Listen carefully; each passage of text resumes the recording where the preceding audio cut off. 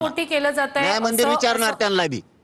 हे सगळं राजकीय दबावापोटी केलं जात आहे असं म्हणतायत सगळे ओबीसी नेते. भुजबळही तसंच म्हणतायत आणि आता खोटी जात प्रमाणपत्र देण्यात आली असं सुद्धा म्हणतायत. हे सगळं आता कोर्टासमोर गेलेलं आहे. म्हणजे आता कोर्टात या संदर्भात याचिका आहे. कोर्टातली लढाई कशी लढणार? आम्ही आता उभा करतो ना, लगेच आम्ही याचिका करतो. आम्ही 8-10 दिवसाच्या आत सगळे कागदपत्र जमा करायला लागलो. आज काय आले तर आमच्याकडे आणखीन काय येतील ना, आता आम्ही पण करायलो. तुम्ही तिथं आमच्या नोंदी असून जर आमचं वाटोळं करायला लागले, तुम्हाला बी जसं न्याय देवताय तसं आम्हाला पण आहे. आता तुम्हालाही प्रश्न विचारले जाणार आहेत. तुमचंही आरक्षण काढून टाकलं जाणार आहे. आता 16% आरक्षण कशाच्या धर्तीवर घेतलं बाबा?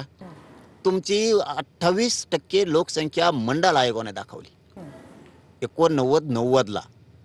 1994ला म्हणजे 4 वर्षात ती 60% दाखवली. कोणत्या आयोगाने दाखवली? कोणत्या समितीने दाखवली? म्हणून तुम्हाला 32% आरक्षण दिलं. बर, सुप्रीम कोर्ट मान्य, सुप्रीम कोर्ट सांगतंय 50%ची मर्यादा ओलांडायची नाही. 52% कस काय? 2% गेलेल्या जाती ह्या कस काय? आता हे आम्हाला करायचं नव्हतं आणि आजही करायचं नाहीये. मी TV9च्या माध्यमातून शब्द देतो. आम्ही तुम्हाला आमच्या हक्काच्या नोंदी आहेत. आमचे गॅजेटियर आहे सातारा संस्थांचं, पश्चिम महाराष्ट्राचं, मराठवाड्याचं. याला तुम्ही विरोध करू नका. आमच्या नोंदी आहेत. आणि गरीब ओबीसींना सांगतो, तुमच्या नेत्याला समजून सांगा. त्यांच्यामुळं सगळ्या ओबीसीचं ते वाटोळं करायला लागले त्यांच्या राजकीय स्वार्थासाठी. आम्हाला आणखीनही कोर्टात जायची इच्छा नाही. ह्या भुजबळला समजून सांगा, ही गरीबाचं वाटोळं करायला लागलाय मराठ्याचं आणि गरीब ओबीसीचं सुद्धा. त्याने जर आमच्या नोंदी, म्हणजे उदाहरणार्थ मी गरीब ओबीसीला सांगतो, तुमच्या शेजारी आमचा 3 एकरचा 7-12 निघालाय, तुम्हाला आमची जमीन द्यावा लागणार आहे. तसं आमच्या नोंदी सापडल्यात, आरक्षण तुम्हाला आमचं द्यावं लागणार आहे, गॅजेट आमचं तुम्हाला द्यावं लागणार आहे. आणि त्यो म्हणून तुम्ही हे वावर मिळून देणार नाही, तर मग तुम्ही ते एक्स्ट्रा 3 एकर आमचं खाताय, मग आम्ही कोर्टात जाणार आहेत. मान्य न्यायालय आम्हाला बी न्याय देणार, आम्हाला यश देणार आमच्याही प्रयत्नाला, आणि सरकारही देणार आमच्या प्रयत्नाला यश देणार की तुम्ही एक्स्ट्रा 16% कस काय खाता आणि 50%च्या वर 2% कस काय खाता. काय निकष लावले?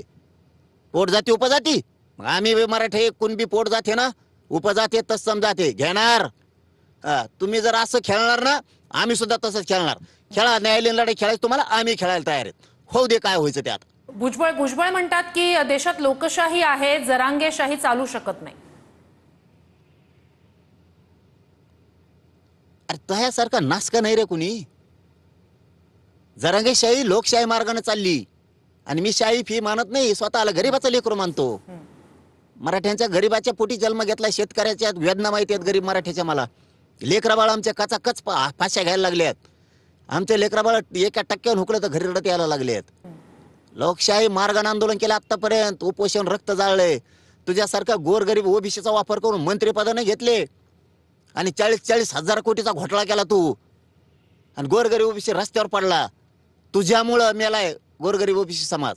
तू काय दिलं मायक्रो ओबीसीला? काय दिलं बंजाराला? काय दिलं काहीकडे समाजाला, राजपूत समाजाला? काय दिलं लवार सुताराला? काय नाव्याला? काय दिलं? काय कुंभाराला? काय दिलं रे? गोरगरिबाचं ओबीसीचं रक्त पेलास. त्यांच्या जीवावरती मंत्रिपद घेतले आणि आम्हाला शिकतो का? लोकशाही मार्गाने मुंबईत गेलो. ताई, एवढे लोक जर असते ना, एखाद्याने हाणामारी केली असते मुंबईत जाऊन, करोड लोक होते मुंबईत. ही मराठ्यांची जात लय चांगली आहे. शांततेत गेली लोकशाही मार्गानं, शांततेत मुंबईत बसली आणि चटणी भाकर खाऊन लढून रक्त जाळून जे आणलाय उपाशी तापाशी राहून आम्ही. आणि ते बी असा तसा नाही ताई. ते हैदराबादच्या गॅजेटियरच्या महसुली नोंदी आहेत, सरकारी दस्तऐवजी, त्याच्या आधारे जी आर काढलाय. तुमच्या आत्तापर्यंत जे आर निघाली कशाच्या आधारे गे रे? 180 जाती 350-4 जाती कस काय झाल्या? कशा घातल्या? मी नाव घेत नाही, पण 2 जातीत अशा आहेत मंडल कमिशनच्या नंतर घातल्यात. कस काय घातल्या त्या? म्हणजे तुम्हाला आतापर्यंत सरकार विचारत नव्हतं, न्यायालय विचारत नव्हतं का? मराठी आडवे पडत नव्हते. गरज नाही, गरीबाचे लेकर होऊन द्या मोठे. आता तुम्ही आमच्यात आडवे पडायला लागलेत म्हणल्यावर आम्हाला आता पडावंच लागल. आणि मग सरकारही आता गोत्यात येणार आहे. बघा तुम्ही येत आहे का नाही? सरकार एवढं गोत्यात येणार आहे आता 1994च्या JR मुळे. कारण त्यावेळेस बोगस आरक्षण जे खाल्लं, आता 16% आरक्षण 1994चं, याच्या आधारावर ज्यांनी नोकऱ्या भोगल्या, ज्यांनी शिक्षण भोगले, यांच्या सगळ्याच्या संपत्त्या जप्त करायला लावणार आम्ही. 50%च्या वरचं 2% आरक्षण किती बोगस पद्धतीने घातलंय ताई, हे सगळ्या महाराष्ट्राला कळतंय.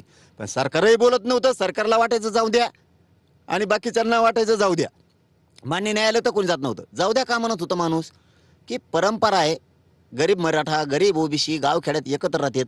पण हे नेते जर नासच करायला लागले तर ओबीसीचं काम आहे गरीबाचं. ओबीसीच्या नेत्याला सांगणं गप बसा, तुमच्यामुळं आमच्या लेकराचं वाटोळ होईल, मराठ्यांच्या नोंदी येतात त्यांचं गॅजेट त्यांना लागू होऊ द्या, हे गरीब ओबीसीनं सांगणं काम आहे.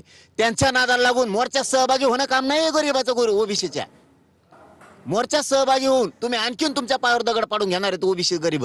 त्यापेक्षा गरीब ओबीसींनी, कारण आम्ही खरोखरच नातेसंबंधातले लोक असल्यासारखे आहेत गरीब ओबीसी. ताई मला हे तुमच्या TV 9च्या माध्यमातून सांगणं गरीबाला ओबीसीच्या गरजेचं आहे. आजही आमच्या तिथं गावखेड्यात गुरुभाऊ केला जातो, गुरु बहीण केली जाती. धनगर मराठ्यांचा मामा, मराठा धनगराचा मामा, माळी धनगरांचा मामा, माळी मराठ्यांचा मामा, हे मराठा माळ्याचा मामा, हे पोट जाती उपजाती 12 बलुतेदार ओबीसी हे एकमेकाचे मानलेले नातेवाईक आहेत. कुणी मामा आहे, कुणी भाऊ आहे, एकामेकाच्या तिथं सावडी आहेत, एकामेकाच्या तिथं खुरपायला जाते. ही सगळा हिसकटा करायचं काम फडणवीस करणार आहे, सॉरी हे आपला छगन भुजबळ करणार आहे. म्हणून माझं गोरगरीब ओबीसीच्या लोकांना सांगणं आहे, तुम्हाला हुशार करतोय व्हायचं होण्याचं नका हो. तुम्हाला जर आळमुठं वागायचं असेल गोरगरीब ओबीसीला तर वागा. पण मी सांगतोय तुमचं पोरग म्हणून सांगतो, शब्दावर माझा विश्वास ठेवा. आमचा हैदराबाद गॅजेटियर आहे, आमचा आम्हाला मिळू द्या.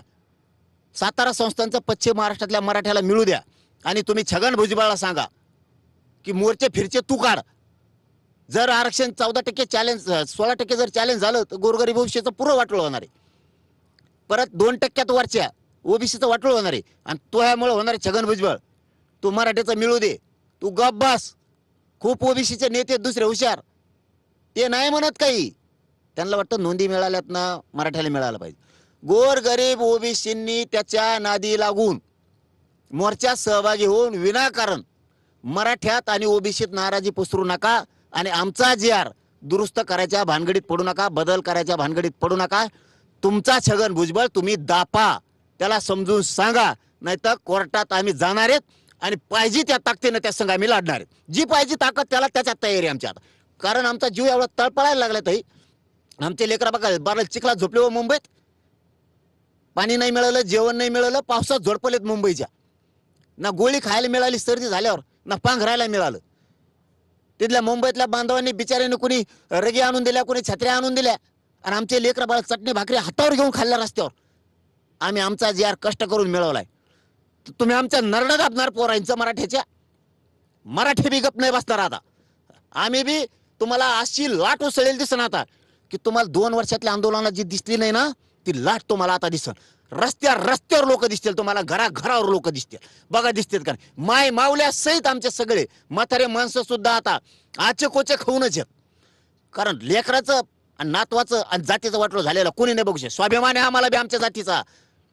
तुमचं आरक्षण असून तुम्ही जर आमच्या विरोधात एवढं आरक्षण घालवण्यासाठी लढताय तर आम्ही मिळवण्यासाठी कोणत्याही थराला जायची तयारी आमची आता.